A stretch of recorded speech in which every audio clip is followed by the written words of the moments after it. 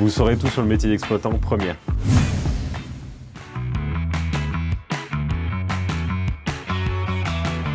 Alors mon métier, c'est d'organiser la journée des conducteurs et de faire le lien entre les commandes des clients, leur donner les missions et transférer les infos aux conducteurs sur les missions qu'ils auront à réaliser dans la journée.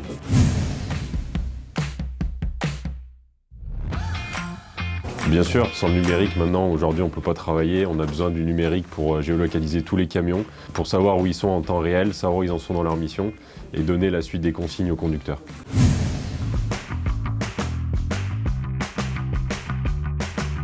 Il y a énormément de formations. Alors, on part du bac pro transport dans des lycées professionnels. Il y en a à Saint-Chamond, il y en a dans la région.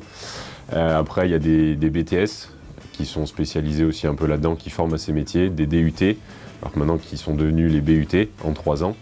Et après, il y a d'autres écoles plus importantes, comme l'École supérieure des transports à Paris, qui vous permet de se former à ces métiers.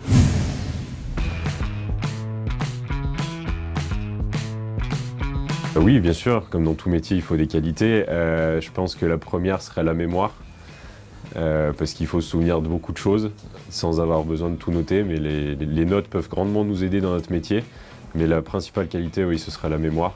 Ensuite, ce serait la disponibilité, parce qu'on a besoin de toujours être présent pour nos conducteurs, puisqu'ils s'appuient beaucoup sur nous, donc on a besoin de pouvoir leur répondre en temps réel et directement. Et bien évidemment, la prise de décision rapide.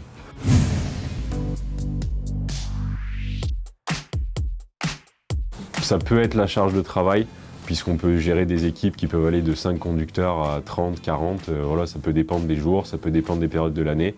Il y a des périodes qui sont plus denses en termes de travail. Après, voilà, comme je disais, la disponibilité, ça peut être une qualité, mais ça peut forcément donner un défaut dans le travail, on a des conducteurs qui partent à 5 h du matin, 4 h du matin, et qui peuvent rentrer jusqu'à 20 h, 21 h le soir.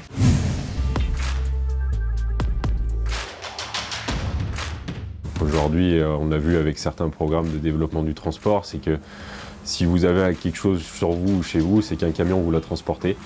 Donc forcément, il y aura toujours besoin de camions sur les routes, qui soient électriques, thermiques, à l'hydrogène, au gaz ou ce qu'on veut. On aura toujours besoin de camions, on aura toujours besoin de conducteurs et on aura toujours besoin d'exploitants pour leur donner leur mission.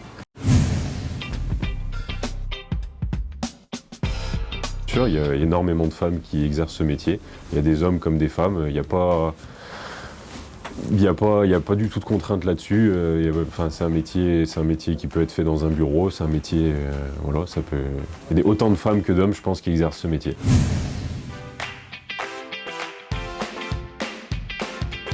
Si t'es passionné de transport, si t'es passionné pour aider les autres, si t'es passionné pour manager des équipes, c'est un métier où dès 18 ans, dès 19 ans, tu peux être amené à manager 10, 15, 20, 30 conducteurs.